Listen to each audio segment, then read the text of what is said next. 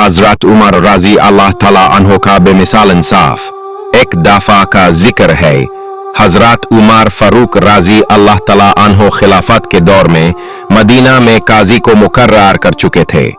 उनका हुक्म था कि अगर कोई उमर के खिलाफ भी केस करे तो इंसाफ में कोई कमी न होने दी जाए। एक दिन एक जवान आया और काजी के सामने शिकायत की, मुझे हजरत उमर रजी अल्लाह तआला अन्हो के बेटे ने मारा है, मैं इंसाफ चाहता हूं। काजी ने फौरन हजरत उमर रजी अल्लाह तआला अन्हो के बेटे को बुलाया। जब वो आया, काजी ने दोनों का बयान सुना। जवान ने कहा, मैं सड़क से जा रहा था, इन्होंने मुझे घुसे में मार दिया। हजरत उमर रजी अल्लाह तआला अन्हो ने अपने बेटे की तरफ देखा, फिर काजी की तरफ। अगर ये सच कह रहा है तो उमर का बेटा हो या किसी गुलाम का, इंसाफ होगा। काजी ने पूरा मामला देखा, गवाहों से तस्दीक की और उमर रजी अल्लाह तआला अन्हो के बेटे को मुजरिम करार दिया। काजी ने कहा, इस जवान को किसास का हक है, अगर ये चाहे तो मार का बदला ले सकता है।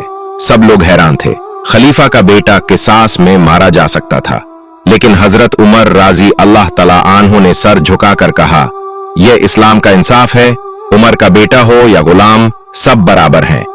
जवान हजरत उमर रजी अल्लाह तआला अन्हो का ये ईमान अफरोज जवाब सुनकर रो पड़ा और कहा, मैं माफ करता हूं, ऐसा इंसाफ तो किसी और दीन में नहीं देखा।